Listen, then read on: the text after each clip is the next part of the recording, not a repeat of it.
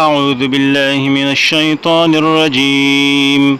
بسم الله الرحمن الرحيم.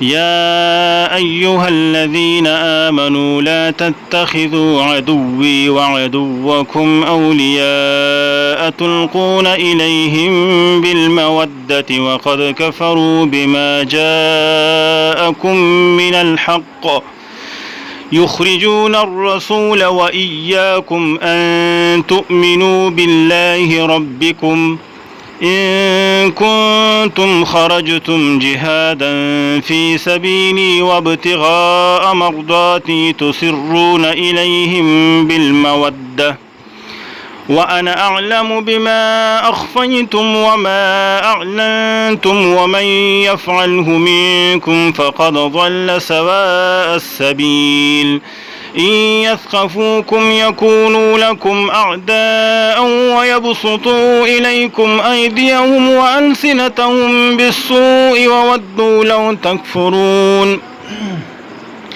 لن تنفعكم أرحامكم ولا أولادكم يوم القيامة يفصل بينكم والله بما تعملون بصير.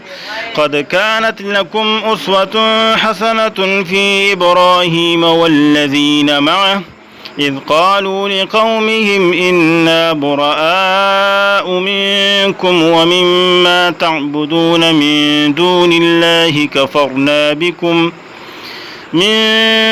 الله كفرنا بكم وبدا بيننا وبينكم العداوة والبغضاء أبدا حتى تؤمنوا بالله وحده إلا قول إبراهيم لأبيه لأستغفرن لك وما أملك لك من الله من شيء ربنا عليك توكلنا وإليك أنبنا وإليك المصير.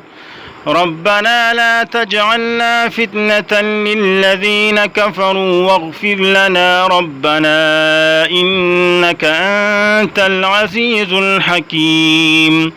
لقد كان لكم فيهم أسوة حسنة لمن كان يرجو الله واليوم الآخر ومن يتول فإن الله هو الغني الحميد.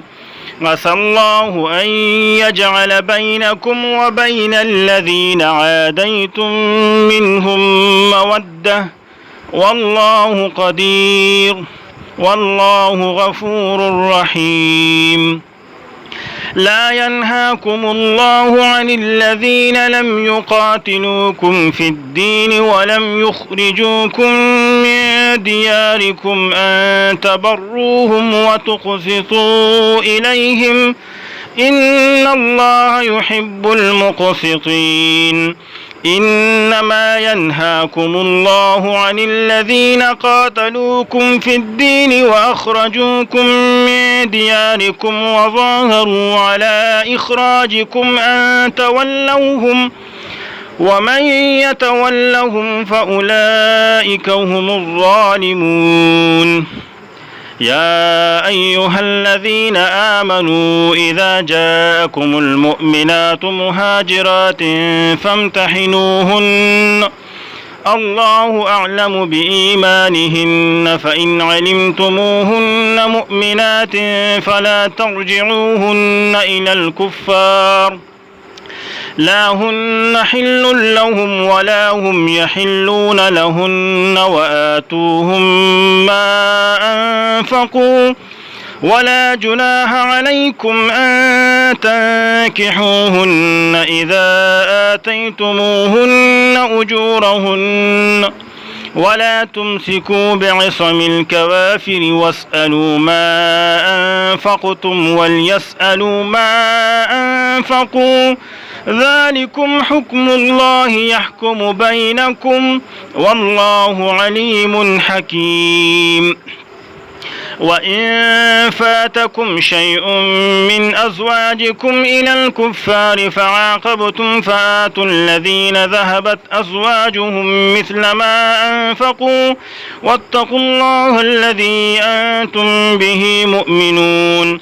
يا أيها النبي إذا جاءك المؤمنات يبايعنك على أن لا يشركن بالله شيئا ولا يسرقن ولا يزنين ولا يقتلن أولادهن ولا يأتين ببهتان يفترينه بين أيديهن وأرجلهن ولا يعصينك في معروف فبايعهن واستغفر لهن الله إن الله غفور رحيم. يا أيها الذين آمنوا لا تتولوا قوما غضب الله عليهم قد يئسوا من الآخرة كما يئس الكفار من أصحاب القبور.